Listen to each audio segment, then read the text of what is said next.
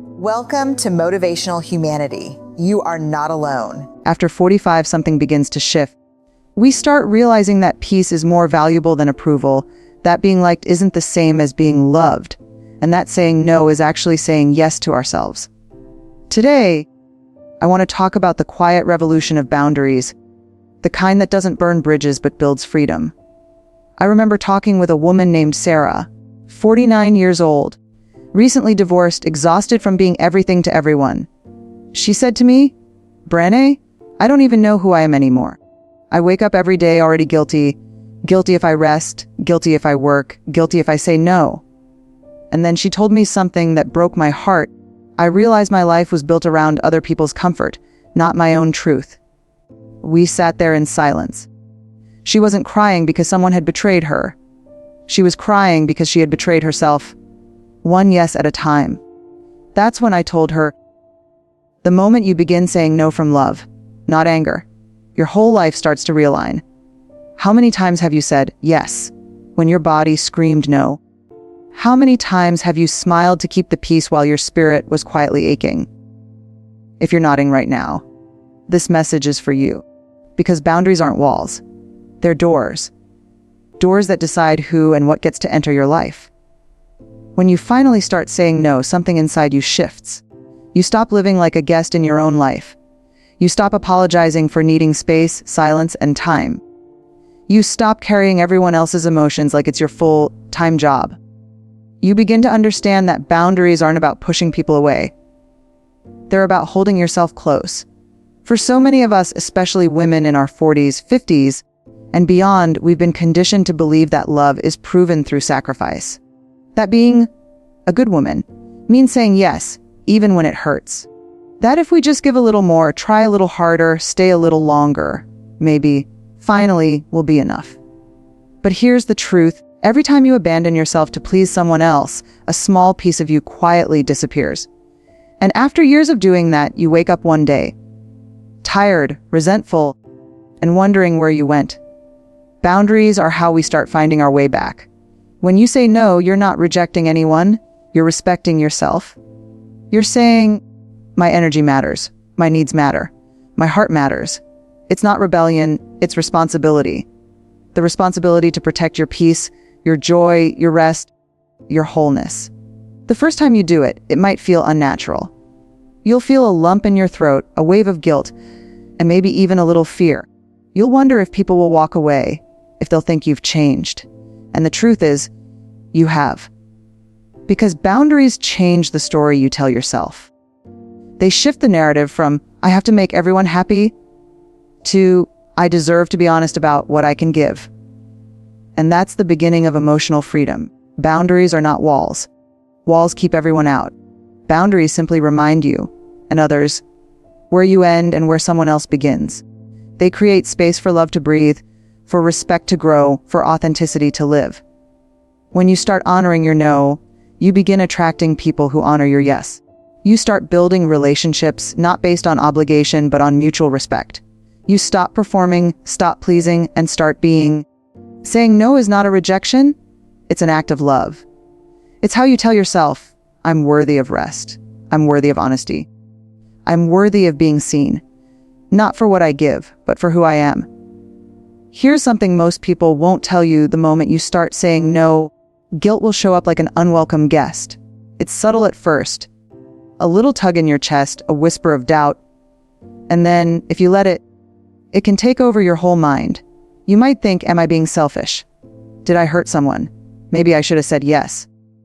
And that's exactly why so many of us avoid saying no altogether. We've been conditioned to believe that guilt is a warning we're doing something wrong, when in fact, it's often a sign that we're finally doing something right. Because freedom almost always feels uncomfortable at first. Growth almost always comes with resistance. And when you've spent decades bending, pleasing, and accommodating, saying no is like learning to walk again. Wobbly, uncertain, and yes, a little scary.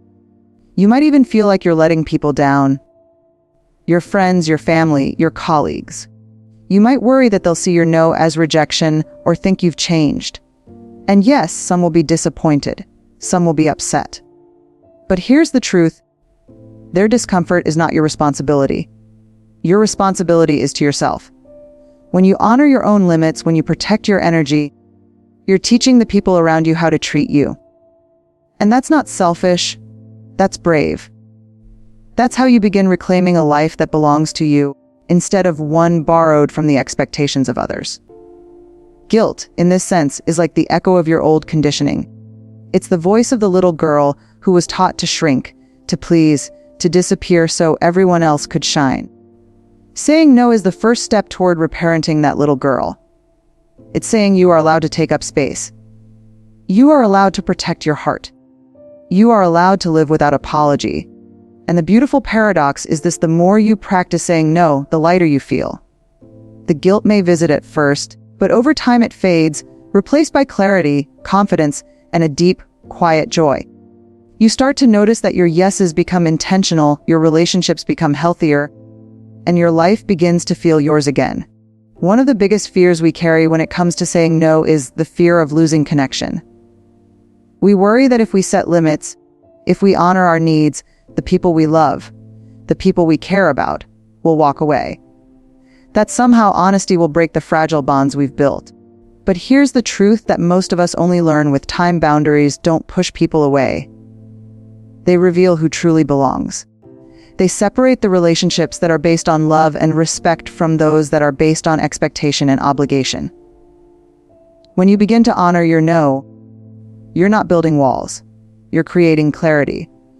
You're letting people know where they can meet you and where they cannot. You're teaching them how to love you in a way that is healthy and sustaining rather than draining and confusing. I've seen this with so many women I've worked with. Women who feared that saying no would make them unloved. At first, yes, there was tension. There were moments of discomfort. Some people were upset.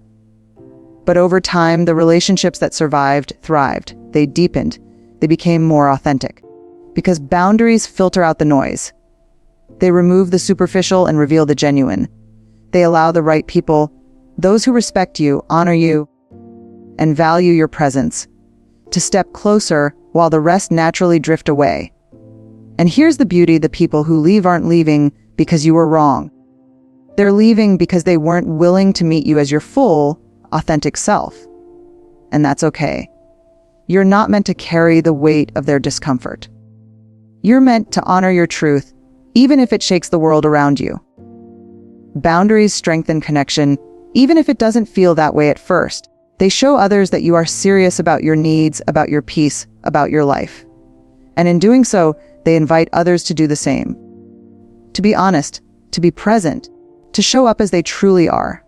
So when fear whispers that setting limits will push people away, remember this: the right people aren't pushed. They lean in. They step closer.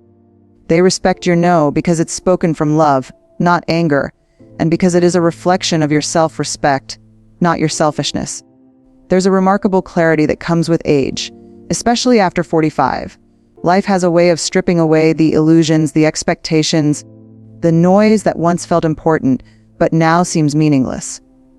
And with that clarity comes a profound understanding. Peace is not something we chase, it's something we protect. Every no you speak becomes a declaration, a small but powerful act of self-liberation.